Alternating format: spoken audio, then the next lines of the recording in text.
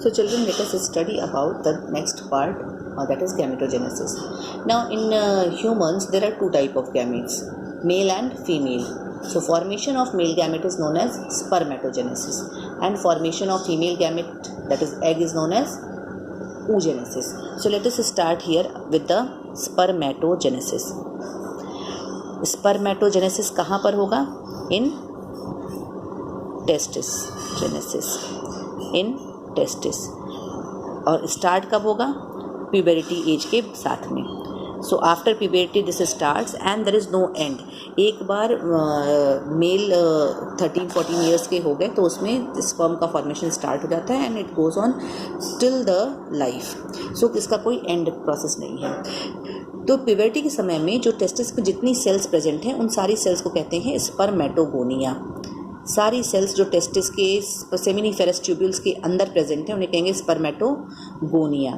अब इन स्पर्मेटोगोनिया में सारी सेल्स तो एट अ टाइम पार्टिसिपेट नहीं करेंगे स्पर्म फॉर्मेशन में. कुछ पड़ी रहती हैं और कुछ इसमें स्पर्म फॉर्मेशन में स्टार्ट करती हैं. सो जो स्पर्म फॉर्मेशन को स्टार्ट करती हैं उनको हम कहते हैं प्राइमरी स्पर्मेटोसाइट. Primary spermatocyte. ये जो स्पर्मेटोगोनिया की सेल्स थी, बहुत सारी जो वॉल के साथ साथ लगी हुई थी साइड में स्पर्मेटोगोनिया की सेल्स, इनमें से ही कुछ सेल्स जो हैं वो नीचे की तरफ में आ जाती हैं इन द कैविटी, साइज़ में बड़ी हो जाती हैं, ग्रो कर जाती हैं और उनको हम कहते हैं primary spermatocyte. Spermatogonia is diploid, so the primary spermatocyte. Now gametogenesis में आपको पता है कि it undergoes with the meiosis division. So primary spermatocyte will go first meiotic division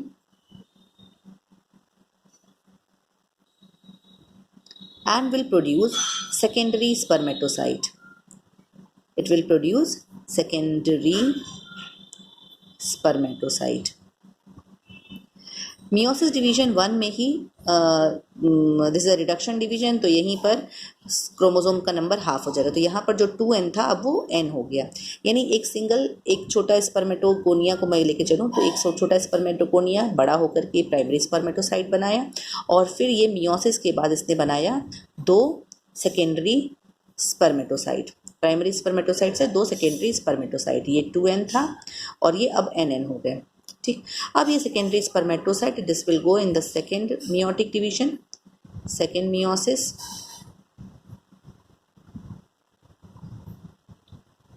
और ये बनाएगा again 2 spermatid. This will produce 2 spermatids.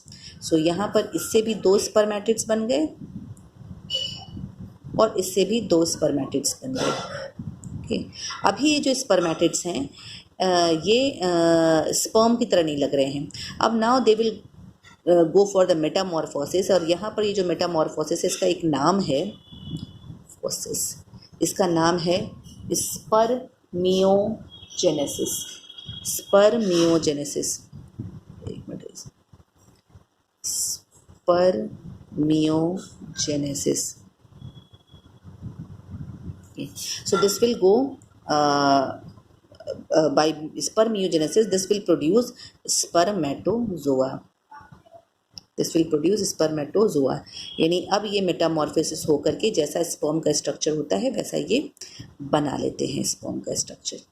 सो एक spermatogonia से 4 स्पर्मेटोजोआ बने. अब एक चीज़ और यहाँ पर देखते हैं. नहीं, लेट मी कंप्लीट दिस. तो ये जो 4 स्पर्मेटोजोआ बने हैं ये जैसे ही बनेंगे they get embedded in the Sertoli cell. अपने आप को ये सर्टोली सेल के अंदर में एम्बेडेड कर देते हैं. जैसे देखो ये था प्राइमरी स्पर्मेटोसाइट. प्राइमरी स्पर्मेटोसाइट से फिर डिवीजन हुआ तो 2 सेकेंडरी स्पर्मेटोसाइट बने. फिर ये सेकेंडरी स्पर्मेटोसाइट जो है ये बना देंगे स्पर्मेटिड्स, और ये स्पर्मेटिड्स जब बनाएंगे स्पर्मेटोजोआ तो मान लो यहाँ पर ये सर्टोली सेल है, ये स्पर्मेटोजोआ इसके अंदर में बाई हेड ये घुस जाते हैं इसके अंदर में एंड दे गेट न्यूट्रिशन. और जब ये मैच्योर हो जाते हैं तो इनका रिलीज़ होता है. रिलीज ऑफ स्पर्म या spermatozoa is known as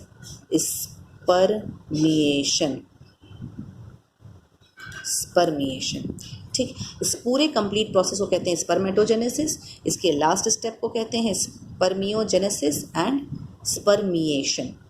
okay, सो अब आते हैं एक दूसरी चीज़ पर। दूसरा चीज़ ये है कि मेल में 2n नंबर कितना होता है 46।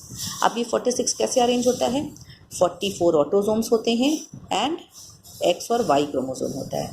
ठीक है, जब ये मियोसिस डिवीजन हुआ तो 22 और 22 डिवाइड हो गए, XY में से एक चला गया X इधर और एक चला गया Y इधर।